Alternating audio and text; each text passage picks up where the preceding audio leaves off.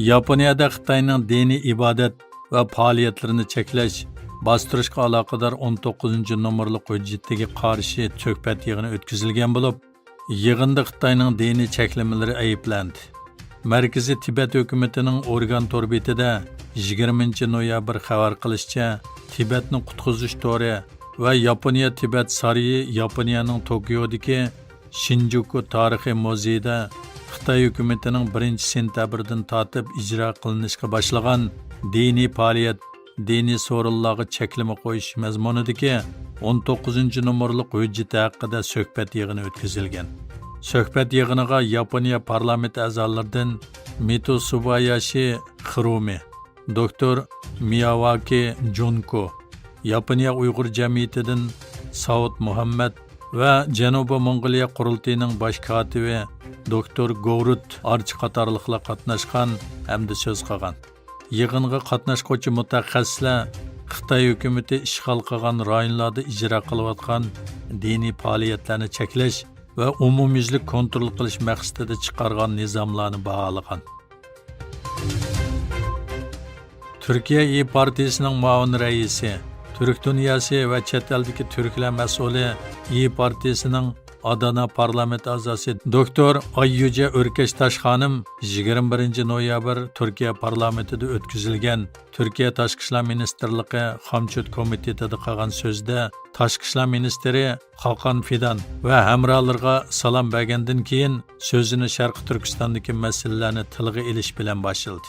O oldi bilan Sharqi Turkistonning marhum rahbarlarini rahmat bilan tilga oldi va Xitoy tarafidan bostirilgan Sharqi Turkistonda qonunsuz qo'lga ilingan Ilhom To'xti qatorliq barliq ziyoli akademiklarga va Xitoy jazo lageridagi barliq Uyg'urlarga salom yo'llayman deb boshladi. O so'zini davomlashtirib, Xitoy doiralarining Sharqi Turkistonda navbatda ijro qilayotgan barliq jinoyatlarni birma-bir sanab o'tdi va bu masalaga boshda Turkiya boshliq butun islom dunyosining va kishilik huquqni da'vo qilayotgan erkin dunyoning ega chiqish kerakligini ta'kidladi hamda bir qator takliflar sundi.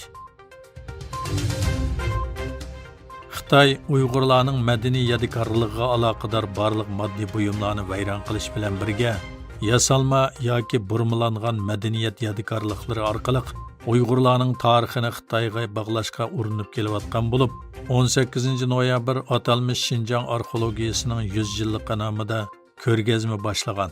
Xitoy xalq to'rining xabarida bu yaqinqi ko'rgazmada ko'ni tosh qurollar davridan Xitoyning Xan, Jin, Sui, Tang sulolasigacha bo'lgan turli madaniyat yodikorliklaridan 180 natisi ko'rgazma qilinganligi, ko'rgazmaning 4 cho'ng qismiga bo'linganligi bildirilgan. Ko'rgazma kelar yili 18 noyabrgacha haqsiz ichib etiladigan bo'lib, ko'rgazma mezgilida yasalma, burmalangan madaniyat yodikorliklari bilan ko'z bo'yash uchun ommaga arxeologiyalik leksiya so'zlash va mutaxassislar maxsus millatlarning aloqalashish, almashtirish, yo'g'irlash, bir gavda bo'lishdek taraqqiyot musofasini so'zlash orqali atalmish Junxo millati o'rtaq gavdasi engini mustahkamlash, razil planini tushundirish qatorliq faoliyatlar o'tkaziladi ekan.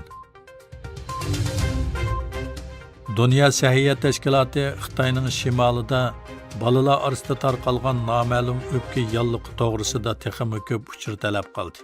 Hukumat taratqulardan boshqa axborot vositalaridagi xabarlarga qaraganda, Xitoyning ba'zi joylaridagi bolalar doktorxonalari kasal bolalar bilan liq to'lgan.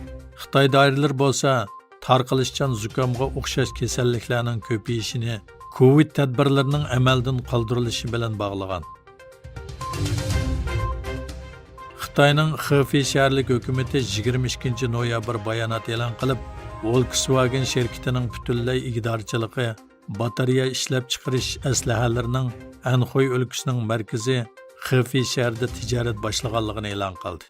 Xabarda batareya o'ralmasi ishlab chiqarish zavodiga silingan umumiy mablag'ning taxminan 280 million 100 ming dollar ekanligi o'ttirg'a qo'yilgan. Angliya Tashqi ishlar ministri David Cameron G'arbiy Yerusalimda Isroil bosh ministri Benyamin Netanyahu bilan ko'rishdi. Benyamin Netanyahu Isroillik mahbuslarning pat arada Falastin guruhlari bilan bo'lgan mahbuslar almashtirish doirasida G'azzadan chiqarib etilishini umid qiladiganligini, ammo bu jihatda nurg'un qiyinchiliklarning borligini aytdi.